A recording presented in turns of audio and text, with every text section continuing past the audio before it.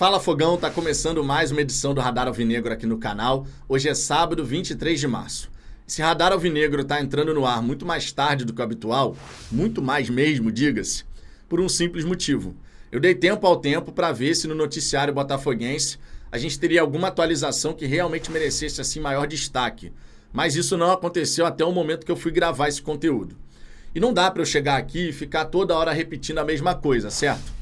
O Botafogo não vai contratar por contratar o seu treinador. Nessa altura do campeonato, todo mundo está mais do que ciente em relação a isso.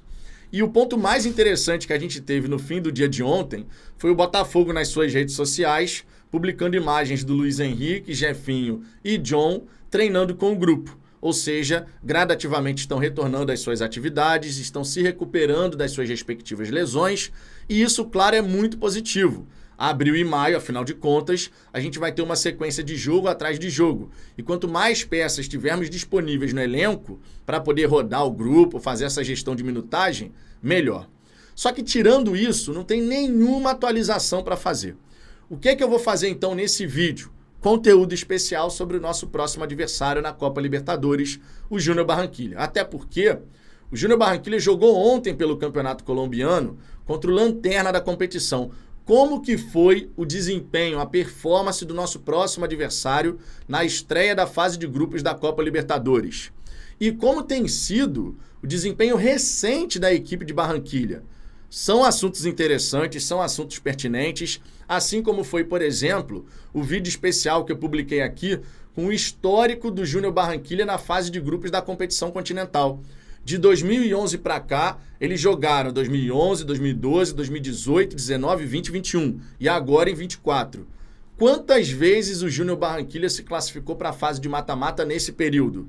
Eu respondi essa questão nesse vídeo que eu publiquei aqui. E eu vou colocar o card do vídeo aqui em cima para você poder depois conferir, assim como o link na descrição, tá? Para realmente você poder assistir ao vídeo e ficar por dentro dessa informação. Só que antes da gente falar sobre esse momento do nosso primeiro adversário na fase de grupos da Copa Libertadores, eu te peço, por gentileza, para você poder deixar o seu like, para você poder se inscrever aqui no canal.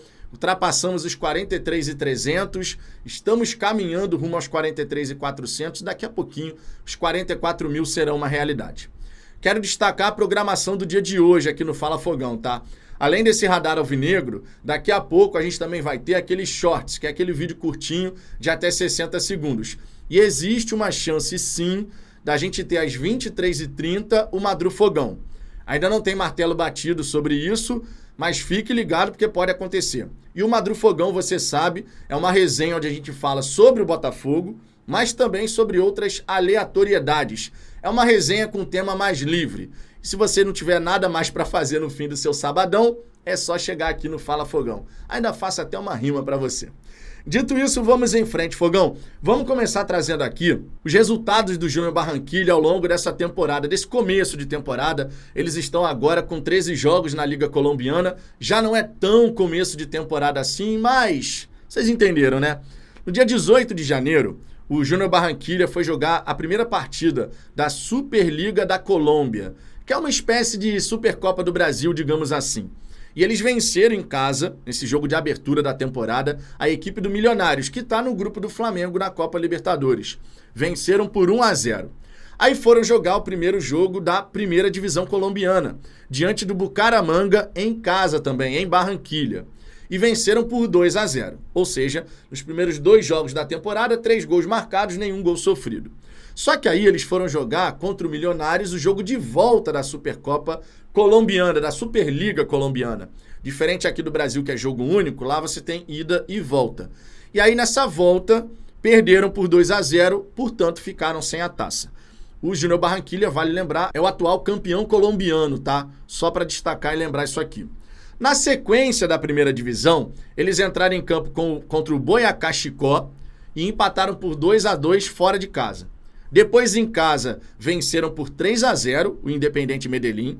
Fora de casa, o Alianza por 1-0.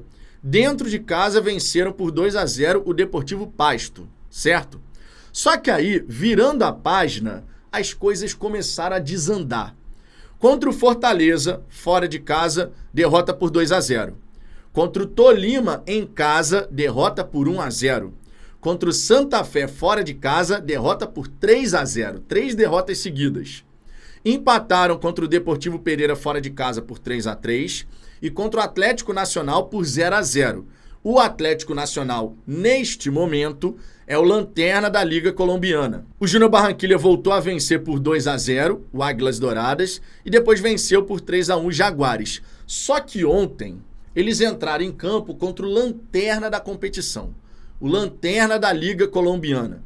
Tiveram mais volume de jogo, foram mais ameaçadores, embora não tenha acertado muito o alvo, mas criaram boas situações, no mínimo 2 grandes chances criadas.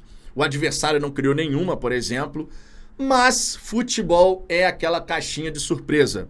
E o Júnior Barranquilla foi derrotado pelo Lanterna fora de casa por 1-0. Pois é, coisas do futebol. E aí eu comecei a analisar como que o treinador do Júnior Barranquilla, ele está escalando a equipe nesse começo. E eu percebi que ele vai variando muito o 11 inicial. Não existe, assim, aquele 11 base que você fala, olha, essa é a base titular. Eu peguei jogo atrás de jogo e o que eu pude observar foi isso. Toda hora tem uma escalação diferente, mudando 3, 4 nomes, 2 nomes. E muitas vezes não é por necessidade não, tá? É por decisão do próprio treinador, porque o jogador que foi titular num jogo foi para o banco de reservas no próximo. Claro que você tem alguns nomes que estão sempre presentes. Por exemplo, o Carlos Bacca, atacante de 37 anos, que fez carreira no futebol europeu, jogou pelo Granada, pelo Milan, pelo Villarreal, e hoje está no Júnior Barranquilla. É o principal nome da equipe nesse momento, já tem 7 participações em gols nesse começo de temporada. Mas outros nomes, como por exemplo o Xará, que jogou no Atlético Mineiro, nem sempre é titular. Assim como o José Namorado, que já criou 7 grandes oportunidades de gol ao longo desse começo de temporada, mas estava no banco de reservas numa outra partida, certo? Então, é um treinador que está buscando ainda esse melhor 11, tá? Esse 11 base. E claro, está vendo seus resultados oscilarem. Nos últimos 1, 2, 3, 4, 5, 6, 7, 8 jogos, foram 4 derrotas, 2 empates e 2 vitórias. Então, é uma equipe que está instável. E no Nilton Santos, com a pressão que a gente vai fazer na arquibancada, com o Botafogo jogando um futebol consistente, o nosso setor ofensivo certamente vai dar trabalho para o Júnior Barranquilla. Porque olha só, nesses últimos 8 jogos, se liga quantos gols o Júnior Barranquilla sofreu. 8 jogos, tá? 2 contra o Fortaleza, 1 contra o Tolima, totaliza 3. 3 contra o Santa Fé, totaliza 6. 3 contra o Deportivo Pereira, totaliza 9. Nenhum contra o Nacional, continua com 9. Depois sofreu mais 1 gol para o Jaguares e mais 1 gol para o Patriotas. 11 gols sofridos nos últimos 8 jogos. E, Vitor, quantos gols feitos? Para a gente saber, né? O setor ofensivo do Júnior Barranquilla está funcionando, mesmo quando o time está indo mal? Não marcou contra o Fortaleza, não marcou contra o Tolima, não marcou contra o Santa Fé. Marcou 3 contra o Deportivo Pereira, não marcou contra o Atlético Nacional.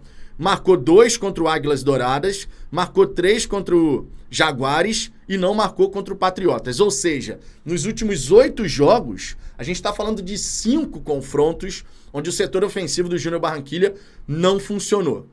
Isso, claro, são pontos positivos a favor do Botafogo. A gente sabe que o Glorioso tem um caminho para poder realmente chegar e evoluir, para poder ter um sistema defensivo bem consistente. Existe trabalho a ser realizado.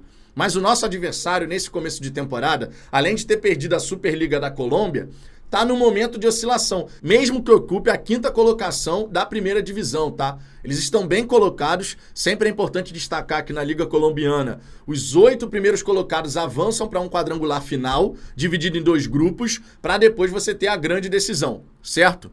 E nesse momento o Júnior Barranquilla está dentro desse bolo aí, na 5ª colocação, 13 jogos, 6 vitórias, 3 empates, 4 derrotas. Mas nitidamente, nesse recorte recente, está enfrentando dificuldades. Enfim, a gente vai conhecendo gradativamente aqui o nosso adversário. Espero que você tenha curtido essa informação, esse conteúdo. Deixe o seu like, inscreva-se no canal e lembre-se, a gente ainda vai ter aqueles shorts, aquele vídeo curto aqui no YouTube, aqui no Fala Fogão, e às 23h30 podemos ter o Madrufogão no dia de hoje. É grande a possibilidade, mas fique ligado aqui na programação para você saber se vai ter ou não. Eu acredito que sim, mas vamos ver. Tá no campo da dúvida ainda porque eu não tenho a resposta da Zambuja. Mas daqui a pouquinho a gente vai ficar sabendo e de repente nos shorts eu comento aqui sobre isso. Fechou? Um grande abraço e até daqui a pouco.